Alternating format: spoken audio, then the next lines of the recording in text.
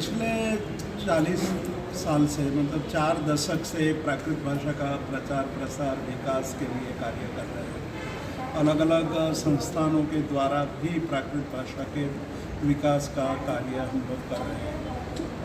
इन वर्षों में हमने देखा कि धीरे धीरे प्राकृत भाषा के विषय में लोगों की रुचि बढ़ती जा रही है। आज के युवाओं को भी नई नई भाषा सीखने की रुचि है, लेकिन उन लोगों को ये पता नहीं था कि प्राकृत भी एक हमारी भाषा थी।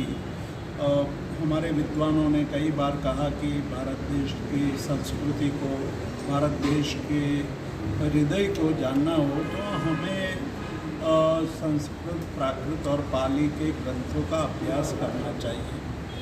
हमारे प्राकृत भाषा से 2600 साल पहले जन भाषा रही, लोक भाषा थी। पूरे देश में प्राकृत भाषा का प्रचलन था।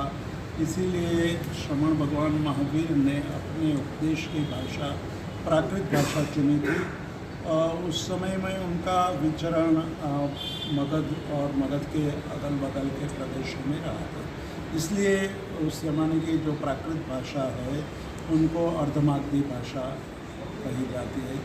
जैन धर्म के सारे आगम अर्धमागधी भाषा में मिलते हैं और प्राकृत भाषा के कुछ ऐसे ग्रंथ हैं जिसमें भारत की तत्कालीन संस्कृति, तत्कालीन रीति रिवाज, तत्कालीन इतिहास, उसका एकमात्र सोर्स कोई हो तो वो प्राकृत भाषा है। और जितने भी भारत देश के महान नाटक जैसे कालिदास का अभिज्ञान शाकुंतले और अन्य जितने भी संस्कृत नाटक के रूप में जिनकी प्रसिद्धि है, उसमें भी प्राकृत भाषा का प्रचुर मात्रा में प्रयोग हुआ है। और हमारे एक विद्वान ने उस पर संशोधन करके ये कहा था कि संस्कृत नाटकों में प्राकृत भाषा का प्रयोग करीब 60 से 70% हुआ है, जबकि संस्कृत भाषा उसमें 30 से 40% ही है।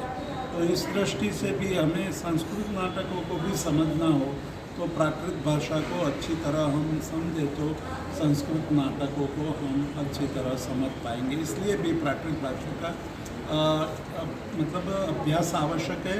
और पिछले साल हमारे बहुत सालों के लंबे पुरुषार्थ के बाद, प्रयत्न के बाद भारत सरकार द्वारा प्राकृत भाषा को शास्त्रीय भाषा का दर्जा दिया गया है। लेकिन प्राकृत भाषा का दर्जा देने के बाद जो हमें सरकार की तरफ से जो सुविधाएं मिलनी चाहिए वो अभी नहीं मिल रही है। तो हमारी एक ये भी सरकार से विनंती है कि जो शास्त्रीय भाषा के लिए जो भी प्रावधान दिए गए हैं वो हमें यथाशीघ्र उसका भी हमें लाभ मिले। जी तो भाई सर थोड़ा परिचय।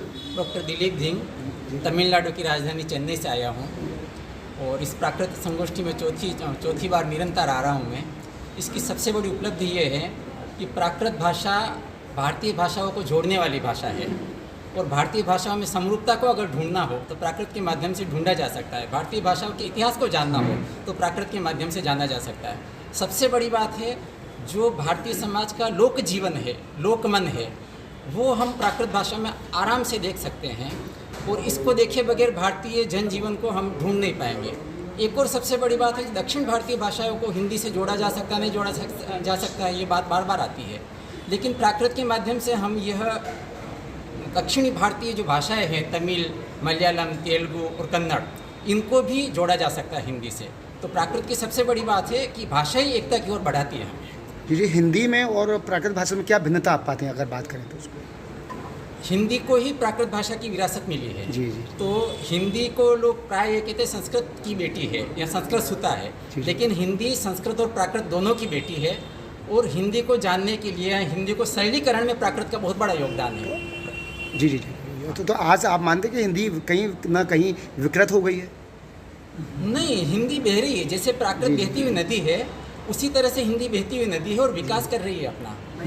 हम भारतीय भाषाओं के शब्दों को लें या प्राकृत के शब्दों को लें तो हिंदी ज़्यादा समृद्ध हो सकती है। और प्राकृत को सीखने के लिए हम विदेशी भाषाएं सीखते हैं लोग, अरे हमारी अपनी भाषाएं सीखें।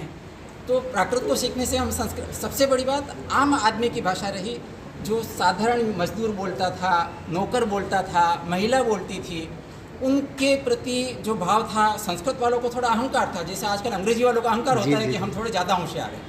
उस समय अहंकार था, तो भगवान महावीर ने देखा कि ये तो नहीं चलेगा, आम आदमी का कल्याण होना चाहिए। जी। उन्होंने आम आदमी के हित में प्राकृत भाषा का प्रयोग करके आम आदमी के लिए कल्याण का मार्ग खोल दिया, उनको एक बहुत बड़ी ज्ञान की निधि दे दी।